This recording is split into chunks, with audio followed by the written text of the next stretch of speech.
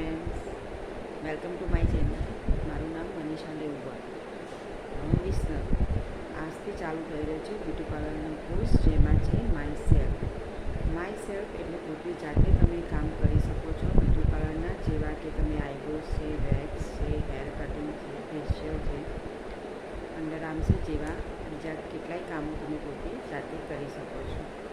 તો એ કોઈ બહુ હાર્ડ નથી, થોડી પ્રેક્ટિસથી તમે જાતે કરી શકો છો. અને જો બાય ચાન્સ કદાચ ખરાબ થાય તો પણ તમે પોતાના ઉપર હોય છે. તો આપણે બિન ટાઈમે કોઈ ફેસ્ટિવલ ના હોય, કોઈ પ્રસંગ ના હોય તો આપણે કરીએ તો કંઈ પ્રોબ્લેમ આવતો નથી. ડાયરેક્ટ આપણે કોઈના પર કરીએ અને ખરાબ થાય તો આપણને ઘણા નેગેટિવ કમેન્ટ્સ પણ મળે છે અને આપણે પણ થોડા અનકમ્ફર્ટેબલ થઈએ છીએ. પણ જ્યારે આપણે પોતાના પર શીખતા હોય તો કોઈ પ્રોબ્લેમ આવતો નથી, કારણ કે આપણે પોતે શીખતા હોય છે. તો ખરાબ થાય તો કોઈ પ્રોબ્લેમ નથી આવતો.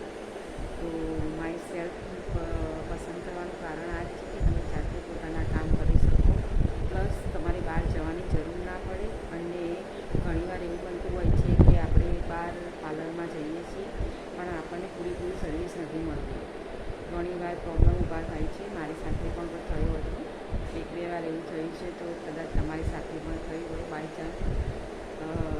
પણ જો આપણે પોતે આવડતું હોય તો કદાચ એવા કોઈ ખરાબ અનુભવ હોય તો આપણે એને ઠીક કરી શકીએ છીએ.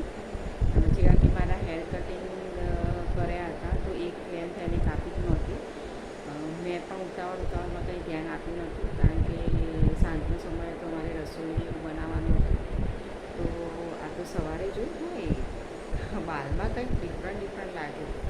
કંઈક જોયું બરાબર તો ખબર પડી કે આ મારી એક લેટ તો એને કટ જ નથી કરી. એટલે આવા કોઈ પ્રશ્નો બને તો તમે એને ઠીક કરી શકો છો. અને જો આપણને ખબર હોય, એના વિશે થોડી માહિતી હોય તો આપણે એને જો ના કરીએ તો પણ આપણે કહી શકીએ છીએ કે તમારી મારી સાથે પણ થાય છે. કારણ કે આપણે આઈબ્રો કરાવવા જઈએ તો આપણે કહીએ છીએ કે ના આ વાળ મારી આ સાઈડ રહી ગયો છે તો થોડું નિખારી આપ. તો જો આપણને ખબર હોય તો આપણે એને કહીએ. તો એક તો એ પણ કારણ છે, પ્લસ તમે ઘર બેઠા જાતે પોતાના કામ કરી શકો અને કોઈના પર ડિપેન્ડન્ટ ના રહો, પોતે કેપેબલ હો તો ઘણો ફરક પડે છે. તો માય સેલ્ફ ક્લાસમાં જોઈન થવા માગતા હો તો નેક્સ્ટ વિડીયોથી ચાલુ થશે પ્રેક્ટિસ અને થિયરી બંને. તો તમે જોડાવા માગતા હોય તો ફ્રીમાં જોડાઈ શકો છો, શીખી શકો છો પોતાના ટાઈમ અનુકૂળ. તો એમાં કયા ટૉપિક આવશે એના વિશે વાત કરીશું. તો ફ્રેન્ડ્સ, તમે જોઈ શકો છો કે માય સેલ્ફના ટૉપિક અહીંયા મેં લખેલા છે. તમારે નોટ્સ કરવા હોય તો નોટ્સ કરી લો, કેમ કે સૌથી પહેલાં ટૉપિક આવશે થ્રેડિંગ. તો થ્રેડિંગમાં તમે કેવી રીતના દોરો પકડવો, કેટલી આંટી મારવી, અંદર વાળ કેવી રીતના ફસાવવા, એ ફર્સ્ટ ટૉપિકમાં આવશે. એ કેવી રીતના કરવું એ આવડી ગયા બાદ અપર લિપ્સ, આઈબ્રોઝ અને ફોરહેડ આવશે. વેક્સ, તો વેક્સમાં કોલ્ડ હોટ વિશે માહિતી આપવામાં આવશે. પછી એના હાથે પગે કેવી રીતના એપ્લાય કરવું, કેવી રીતના વેક્સ કરવું, કયા ડાયરેક્શનમાં કરવું એ શીખવાડવામાં આવશે.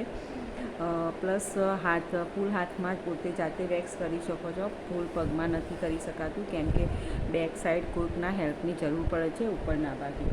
તો એ હાથ પગનું વેક્સ શીખવાડવામાં આવશે. અંડર આર્મ્સ તમે કેવી રીતના જાતે કરી શકો એ.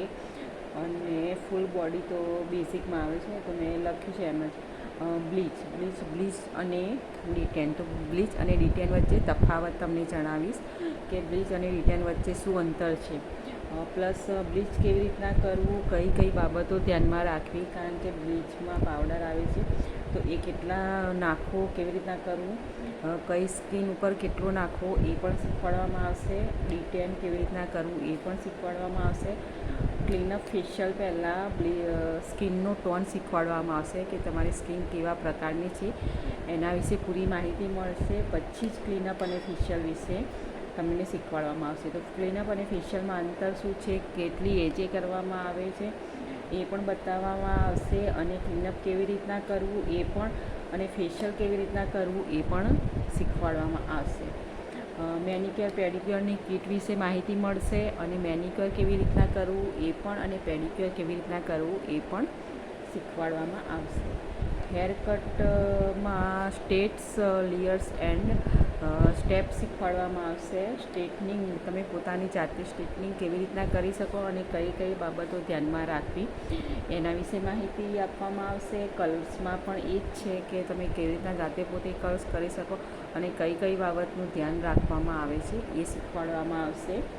હેર સ્પા શીખવાડવામાં આવશે કે હેર સ્પા કેવી રીતે થાય અને કેવા બાલોમાં કઈ ટ્રીટમેન્ટ થાય એ શીખવાડવામાં આવશે. હેર મસાજ, તમે જ્યારે ઓઇલ નાખો છો તો એના સ્ટેપ્સ છે કેવી રીતના હેર મસાજ થાય છે એ શીખવાડવામાં આવશે. પોતાની જાતે વાળમાં મહેંદી કેવી રીતના એપ્લાય કરી શકો છો એ પણ શીખવાડવામાં આવશે. આ એમાં જ આવી થાય છે મહેંદી. જો મહેંદી તમારે પૂરેપૂરી ડીપમાં શીખવી હોય તો મારા યુટ્યુબ ચેનલમાં જઈ અને સર્ચ કરજો.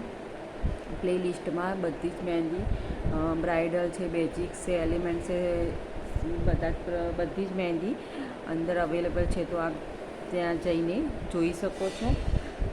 મેકઅપમાં બેઝિક, આમાં પણ એ જ સ્કિનનો ટોન મેકઅપમાં કામમાં આવશે કે કેવી પ્રકારની સ્કિન છે અને કેવો પ્રોડક્ટ એપ્લાય કરાય, તો એ પહેલાં આવશે પછી મેકઅપ આવશે. મેકઅપમાં બેઝિક આવશે, હેરસ્ટાઇલમાં પણ બેઝિક આવશે અને સાડી કે દુપટ્ટો આપણે કેવી રીતના પિનઅપ કરીએ એ શીખવાડવામાં આવશે. તો માય સેલ્ફમાં આટલા ટૉપિક છે અને જો કોઈ બાય ચાન્સ કોઈ રહી ગયો હોય તો એ પણ અંદર એડ કરીને શીખવાડવામાં આવશે.